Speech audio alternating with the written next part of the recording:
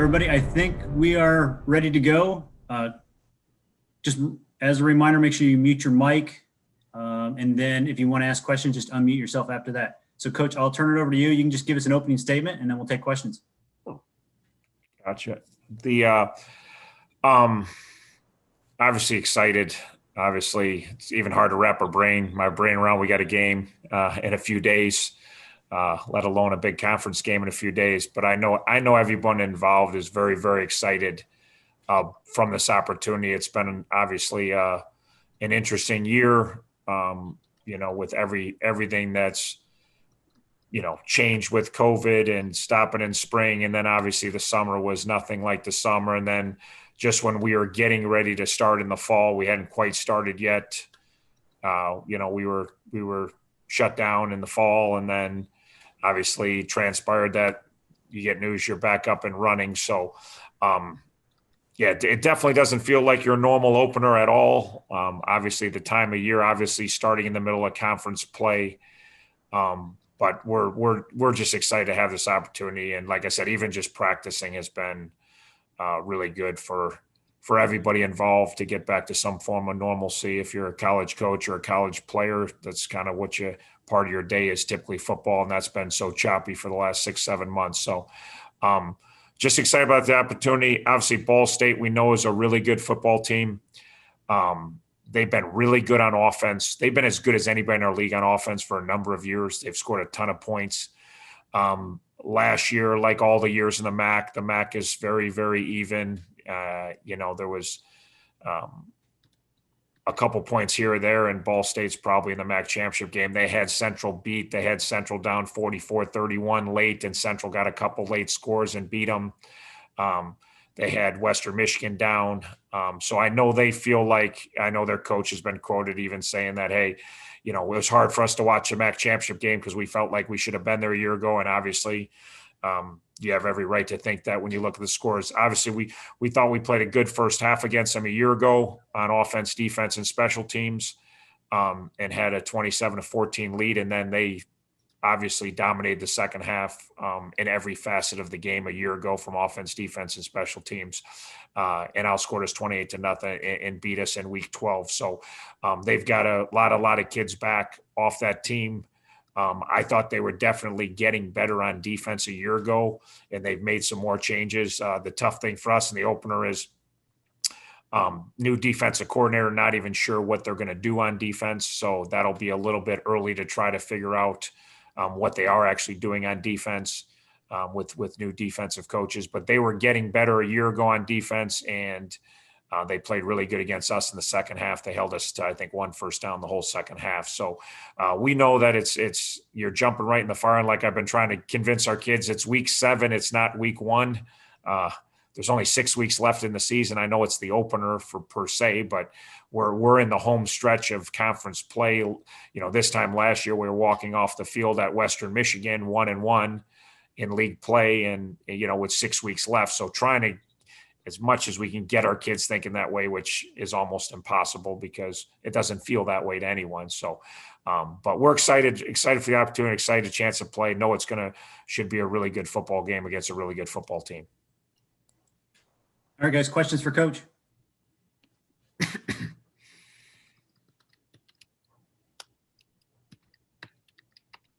Coach, this year for the first time, you're number 1 in the preseason poll, at least for the MAC East. How does that feel after a couple of years of being probably underrated? And I know you don't pay much attention to these, or say you don't pay much attention to these, but how does it feel to have that number 1 ranking?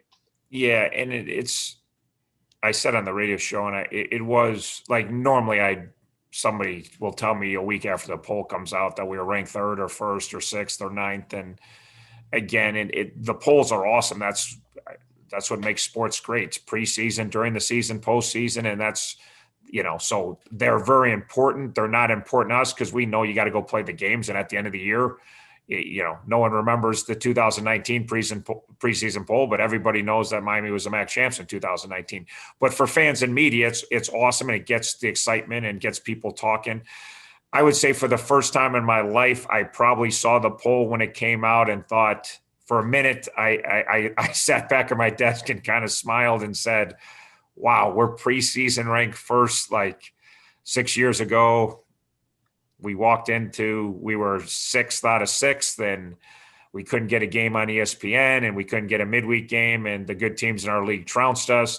And now to think we've built it up to the point that we've built it up where people believe we're a serious contender for MAC champs. That's been the goal all along, to get to preseason and not necessarily always be ranked first, but be a team that they're talking about could win the MAC East and could represent the MAC East in the MAC championship game. And to get to the point where I did take a moment. It actually felt good to be preseason number one, that people know that we have become a really good program, and we are a very, very difficult team to beat, particularly when it comes to MAC play.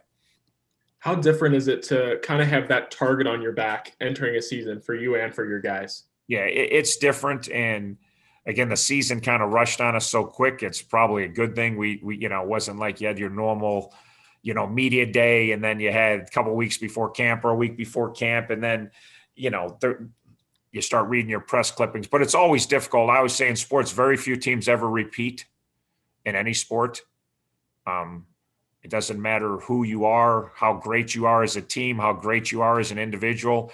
It's very difficult to do things back-to-back years. And then you throw in the MAC, and it's probably the most even sports league in football, like 10 different teams, 10 of the 12 teams that played in the conference championship game the last 5 years. That's not in any conference in any sport. So it's always difficult to repeat, but part of it is you feel too good about yourself and you want it to be easy. And we've talked a lot about that. Like last year, we certainly embraced that every week was going to be a challenge, and we were going to grind, and we were going to find a way to make one more play. And our team consistently did that.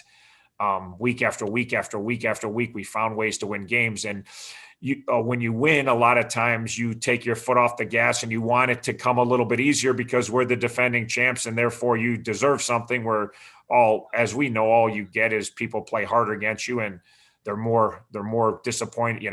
They're disappointed it wasn't them last year. So it's certainly every team that wins the league or a championship has to guard against, and we're working hard to make sure that we come and play the very best football we can play. And like we said last year, we just wanted teams to beat us and earn it, I felt like, the last week, Ball State definitely earned the victory against us with the way they played in the second half. But I even felt like Western Michigan a year ago, they certainly deserved a win because they played cleaner football. But I felt like we certainly aided the outcome of that game with our poor play. So we want to do the same thing this year. We want to play as good a football as we can play. We know it's going to be choppy early. If you've been watching college football or even the NFL, it hasn't been always aesthetically the prettiest. So you got to kind of embrace that. Hey, we didn't have a normal offseason. We didn't have a normal preseason, and we're going to have to just kind of trudge through. I talked the other day about the Minnesota-Michigan game. I saw more crazy big plays, ST, defense, offense. And then all of a sudden, they said that's the end of the first quarter. I'm like, holy cow, that was like 4 games worth of madness in one stinking quarter, penalties and block punts and long touchdown runs and and back and forth. And they're like, okay, well, that's the first quarter. I'm like, we have to be prepared for those giant plays both ways, to when you make them to move on, or when you don't make them and the other team makes them to move on very quickly. Chuck, is there any way that you've been, or any area that you've been impressed with how your team has weathered the whole pandemic delays and?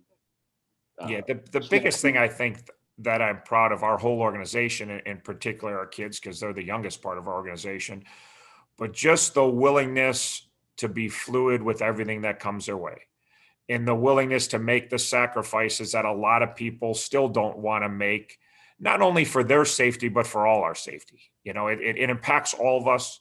And then you're asking younger kids to make sacrifices, and they know they're in the low risk group.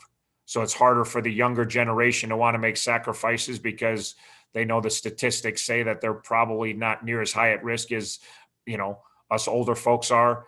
So just their willingness to say, we're going to make these sacrifices, not only because it's, some of it's being required by the university, some of it's being required by the MAC, some of it's being required by your state or your local county, but also there have been willingness to make other sacrifices that just, hey, we're going to try to keep everybody as safe as possible in the Oxford community. So, and then just their willingness that, hey, we said from day one, we always say expect the unexpected and overcome adversity. And sorry about that, I have my phone on.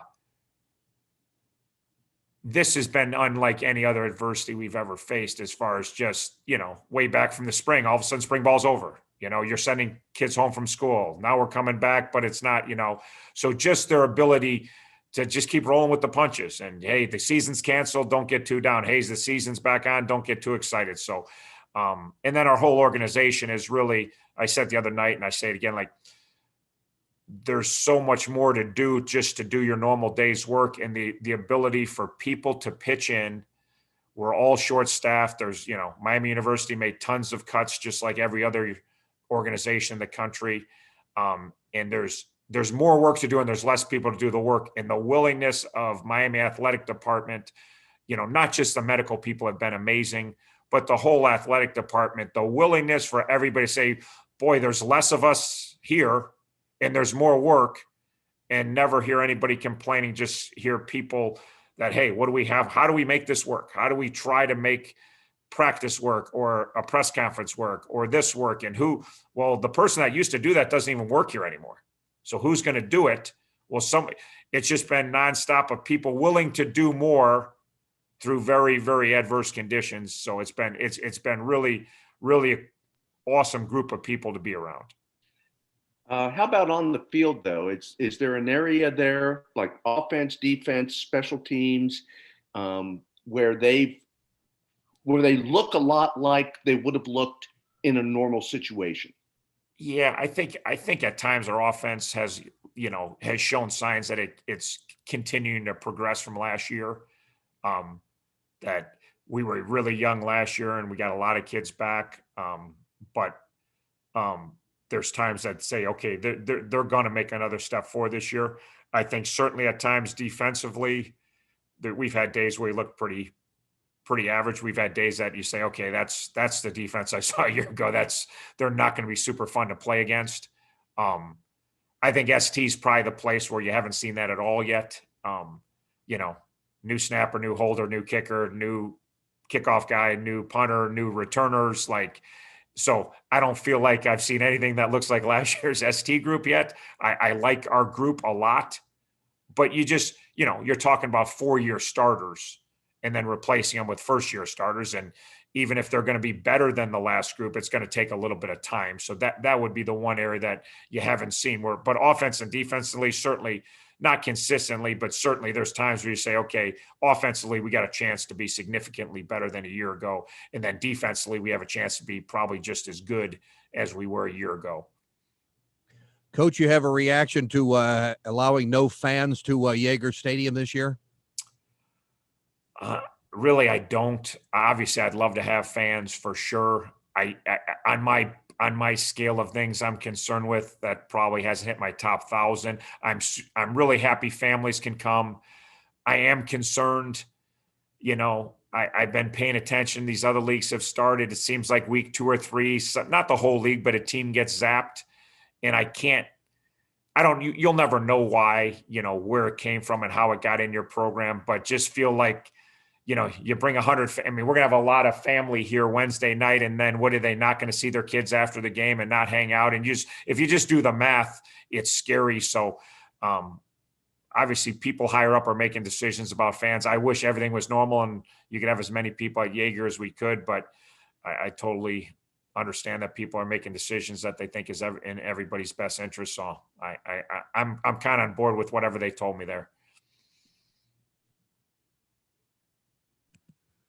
Coach, you touched on this earlier, but how is the preparation different for this week? Just knowing that when you start, you're already going to be kind of in the thick of the conference schedule as opposed to non-conference.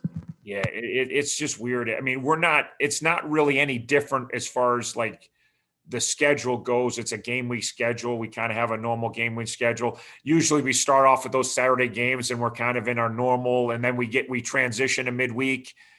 We're starting in midweek, like today's Tuesday for us, tomorrow's Wednesday, Sunday's Thursday, Monday's Friday. Tuesday's and day off for college athletics, so Tuesday doesn't even count. There's no activity, so like Tuesday should be the Friday, but it's not. It's voting day, and we've cleared everybody's plate. And then obviously Wednesday, so this is unlike, it's game day the day after, at least the most, I don't know the word, the most interesting election of my lifetime. I don't know if, I don't know if it's controversial, but just, 80 some million people have voted. It's just kind of fitting that we're going to play the day, like in 2020, like we're not even gonna get to see our kids the day before a game. That's never happened in my life. There's a pretty important election the day before our game. That's, who knows, will we even have results by then? Will we not have results by then? So it's just, then you have all the COVID stuff. So I don't know. We're trying to make it as normal as possible, but nothing feels normal at all. I spend less time. I'm getting more into football, but I've spent less time on football. I am fortunate. I have players that I do in my program that are mature kids that we have a lot of returners that we can lean on that have played a lot of football. I'm certainly, having our staff and having next to no turnover for 6 straight years, it's pretty amazing what we've been able to keep growing here. And I'm relying on those people more than ever, and the support staff more than ever. And they're all stepping up and coming through. Cause I told the whole team, and I'm going to be pulled in 27 different, I spend most of my morning, and again, I'm not going to get into it, but I spend most of my morning dealing with testing, and something. And again, it's not even that major, but it took a lot of my morning was talking with the trainer and talking with this and what happened and why did we not get the result and all this. And again, I'm not complaining at all. It's just part of, we got a lot of different things on our plate, and it's a lot of things are pulling particularly me away from, the amount of time I spent on COVID. There's never been COVID before in my life. I've coached for 28 years. I never, we didn't have, if you saw our indoor facility right now, it's pretty amazing. We got a weight room in there. We got 2/3 of our locker room in there. We have probably 60% of our training room, and we're still practicing in there. And other sports are practicing in there, and other sports are lifting. It's like what we've been able to do because of our awesome facilities to make things safer and better for the kids has been amazing. But then just the people thinking outside the box of how to manage this has been pretty awesome. Some of the things we've come up with. Coach, just looking at the Two Deep released a couple of days ago, you're without a couple of guys like Andrew Homer, Jalen Bester, Tyree Shelton. Do you have a timetable on returns for those guys? Yeah. Hopefully August of next year is unfortunately the timetable for all 3 of those. So I would say there's an outside chance Bester could play later this year. We're not really even thinking about that. But the other 2 definitely won't play in this short season, unfortunately. So those are guys obviously we'd love to have. Any other injury concerns? Not as of now. Not as of now.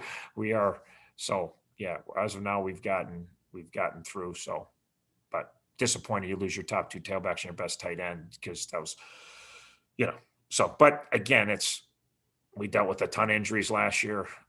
We dealt with a ton of, last year's amazing year. And we you don't have Jack for most of the year until late. You had 4 starting O-linemen starting conference season out. James May started the year on scout team, and, even just off the field stuff and personal stuff with me and things. And it was pretty amazing. So we're a tight group of kids and coaches, and we trust each other and we rely on each other. And just like I said, after the MAC championship game, that COVID's breaking a lot of people. That's showing your character through and through over and over. And, all the blaming and all this and all that, for some reason, because of COVID, we hate one another now. I don't even understand it, but our group, I've relied a lot on these guys, and I'll continue to rely on our players and coaches and support staff. And they'll, as good a product that we can put on the field in 2020, we're going to put on the field. Our kids are excited to play, and we know what the task ahead, and our kids are going to come ready to play and fight their tails off. And I have every confidence in the world of that. Chuck, do you talk with other coaches around the country about ways to handle all of the difficulties that have cropped up this year? Yeah, no doubt. I mean, yes, more than ever. You always try to, you rely on your friends, but I've called somebody like, you know, throughout the whole thing, summer, what are you doing in the summer? What are you allowed to do? Okay. Well, how are you making it work? Have you tried something that worked good for you? And then obviously when our season got postponed, I was just paying attention to everyone.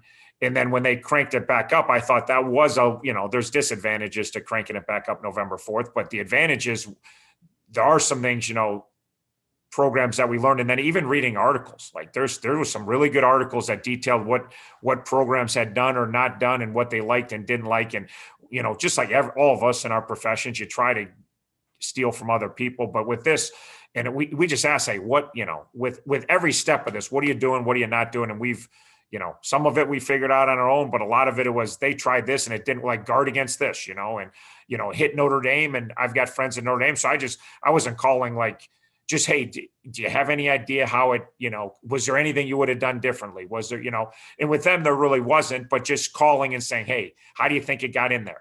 And they kind of thought it was families, you take 100 families, 4 people, that's 400 people. You take any population in America, 400 people. Is there probably an asymptomatic positive hanging out?